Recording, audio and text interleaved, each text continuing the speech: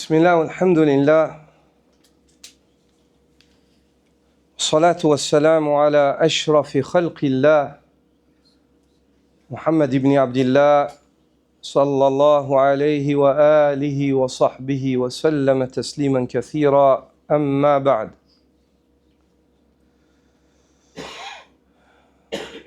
Parmi les grands enseignements que vous donne le mois de Ramadan, il y a la tête du iman, al-sabr, la patience.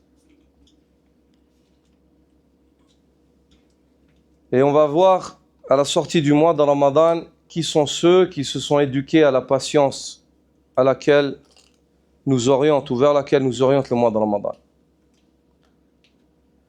Ces personnes-là se rendront compte lorsque se terminera le mois et la fin est proche, combien est-ce qu'ils ont reçu l'éducation qu'il est nécessaire d'acquérir durant ce mois-là. Comment? Ils pourront faire leur compte et voir s'ils patientent pour venir se présenter au moins à la prière de l'Aïcha en groupe. Car ils ont réussi à patienter dans Ramadan une longue prière comme celle-là. L'Aïcha, c'est 10 minutes maximum. Ils se rendront compte si ils réussissent à patienter dans la lecture du Coran. Pendant le mois de Ramadan, ils veulent tous terminer le Coran. Après Ramadan, est-ce qu'ils le rangent et puis c'est le Hujran? Ils délaissent le Coran? Chaque personne peut faire ses comptes. Après Ramadan, c'est là où on voit ceux qui sont sortis gagnants. Ce mois-là, Ya Abdallah, il t'enseigne à patienter. Il t'enseigne à patienter, il te montre que quand tu es convaincu, tu arrives à patienter. C'est une question de conviction. La conviction, elle précède la patience. Il faut d'abord des convictions. Il faut que le cœur il s'arme de conviction. Une fois qu'il est armé de conviction, il peut patienter.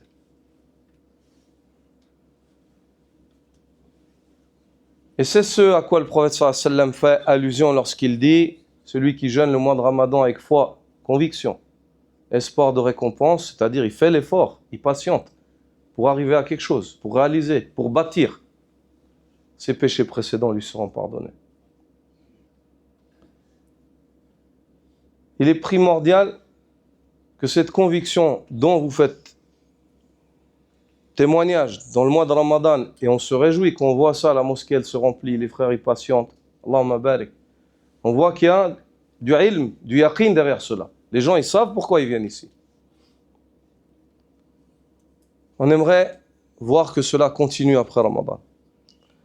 Car comme l'a dit cet homme parmi les sages des musulmans, les premières générations, bi'sal qawm la ya'rifuna Allah illa fi Ramadan. Quel mauvais peuple que ceux qui ne connaissent Allah que durant le mois de Ramadan. Quel mauvais peuple que ceux qui ne connaissent Allah que durant le mois de Ramadan. C'est-à-dire Ramadan s'en va, c'est comme si, pour eux, si on les regarde, c'est comme si leur Seigneur il est parti avec Ramadan. La ilaha illallah. Ayyuha al-ikhwa, je me conseille et je vous conseille, je désire qu'on s'en joigne mutuellement à la vérité et qu'on s'en joigne mutuellement à la patience.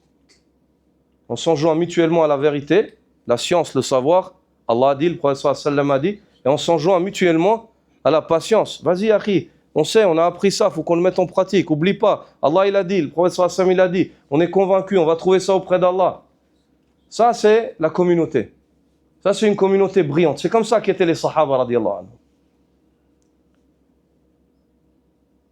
Et si on n'est pas comme ça, alors Allah nous a avertis.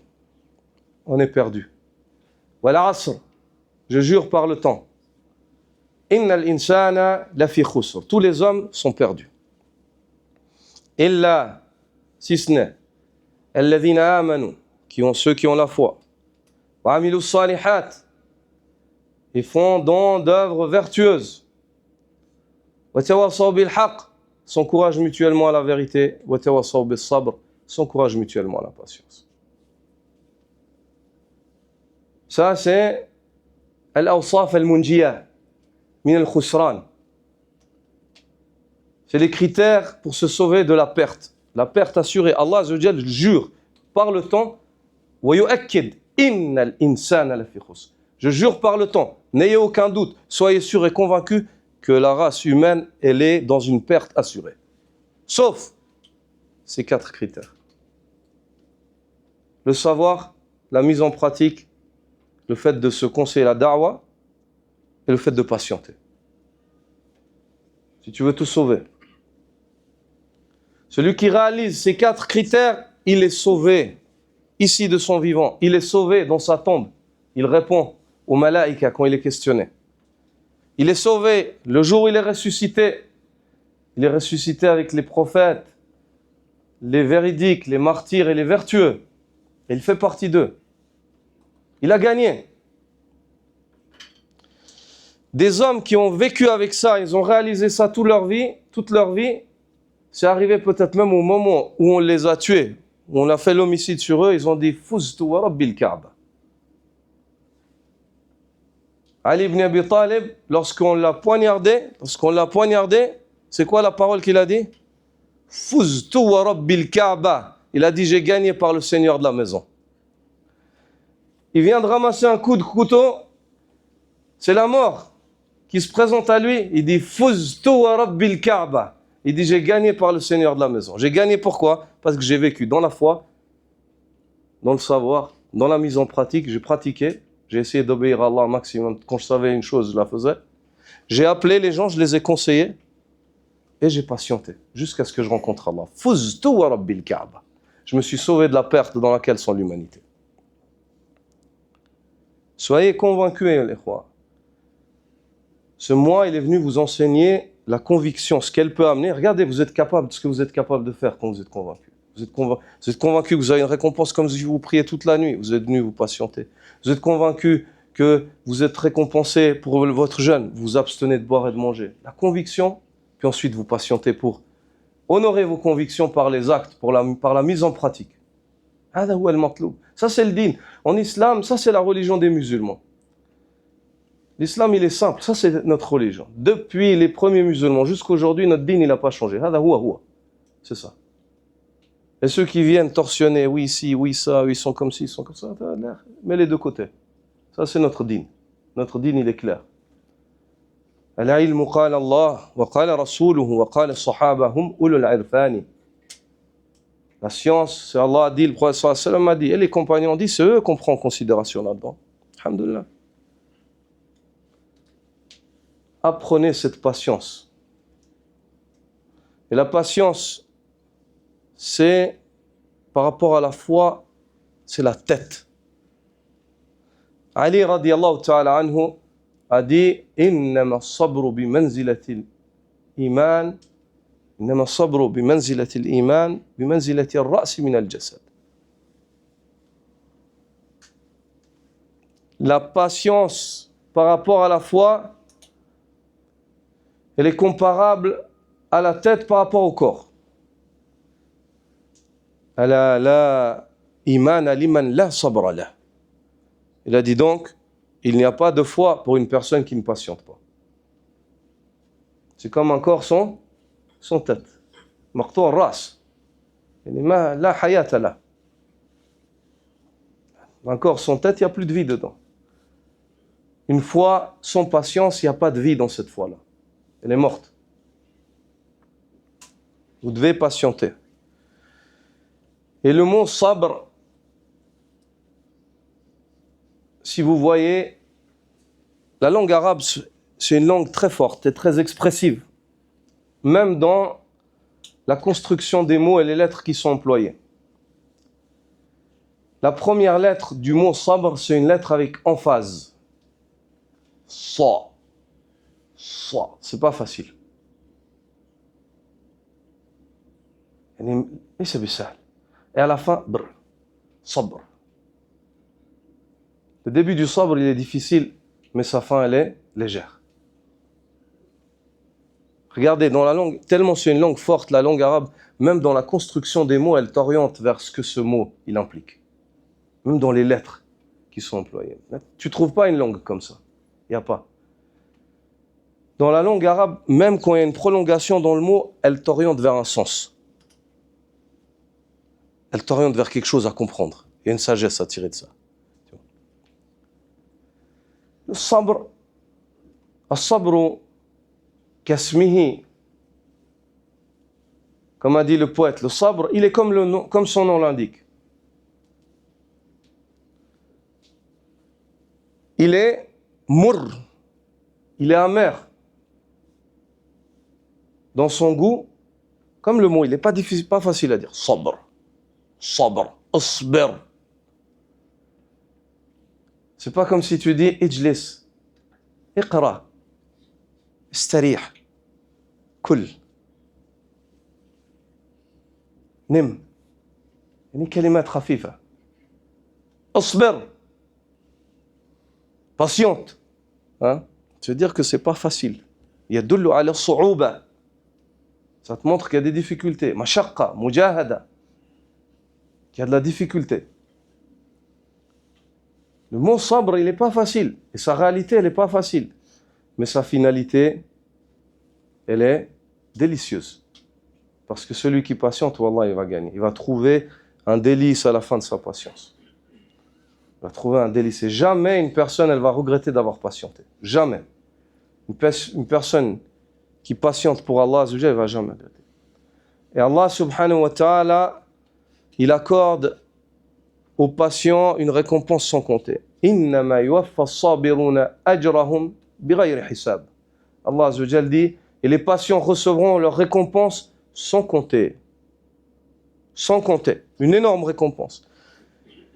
Ils recevront une récompense dans toutes leurs situations. Quand Allah leur ordonne, ils patientent et ils réalisent ce qu'Allah leur ordonne, ils sont récompensés. Quand Allah leur interdit, ils délaissent cet interdit pour Allah et Allah les récompense pour ce qu'ils ont délaissé. Quand Allah Azza wa Jal les éprouve, et l'épreuve, elle peut être par les faveurs ou par les malheurs, ils patientent. Ils patientent face à la faveur, ils se montrent reconnaissants, ils n'oublient pas Allah. Face au malheur, ils patientent et ils espèrent la rencontre avec Allah Azza wa Jal. Dans toute situation, ils sont récompensés. Et c'est ce que dit le prophète sallallahu alayhi wa sallam. Ajaban li amri al-mu'min, ay sabir. Inna amrahu kullahu lahu khayr. Comme est étonnante la situation du croyant qui patiente, qui complète la patience dans toutes ces situations, pour obéir, afin de ne pas désobéir, et face au destin d'Allah. Comme elle est étonnante, la situation de ce croyant-là patient. Tout ce qui lui arrive est un bien pour lui. S'il est atteint par un malheur, il patiente, il préserve sa foi par la patience, c'est un réel bien. Ce malheur, c'est pas un malheur. Comme Ali, il a été poignardé et il dit j'ai gagné. Subhanallah. Si on voit ça avec les yeux du dunya, c'est un malheur. Mais lui, il a gagné. Réellement, il a gagné, comme il l'a dit. Parce que tu as patienté, tu patientes face au malheur, tu es rétribué. Et s'il jouit d'une faveur, il se montre reconnaissant. Et pour faire témoignage de reconnaissance, il faut de la patience. Il se montre reconnaissant et c'est un réel bien pour lui. Personne ne jouit de cette situation, dit le prophète sallam, si ce n'est le patient. Si ce n'est le patient. Donc j'espère en Allah Azza wa Jal qu'après le mois de Ramadan, on se retrouve. On ne se voit pas juste le Ramadan de l'année d'après. Et que vous veniez, la mosquée, c'est chez vous. Vous venez, vous faites l'Aïcha, vous rentrez à la maison, vous continuez. Après ça, tu rentres chez toi. L'Aïcha, c'est un temps où les gens ne travaillent pas en général. Tu viens, tu fais ta salat de l'Aïcha, tu pars. Quand il y a un dars de temps en temps, regarde, chaque soir, tu as patienté le tarawih, tu as patienté dans les dos. Quand il y a un dars de temps en temps, tu t'assieds, tu écoutes, tu apprends. Tu as besoin de ça. Tu charges ton iman, tu te ressources. C'est une nécessité. Wallah, d'autant plus dans un contexte comme celui dans lequel on vit. On a besoin de ça, c'est vital pour notre foi. سبحانك اللهم وبحمدك أشهد أن لا إله إلا أنت أستغفرك وأتوب إليك. إنها أنزلنا عليك الكتاب للناس بالحق فمن اهتدى فلنفسه ومن ضل فإنما يضل عليها وما أنت عليهم بوكيل.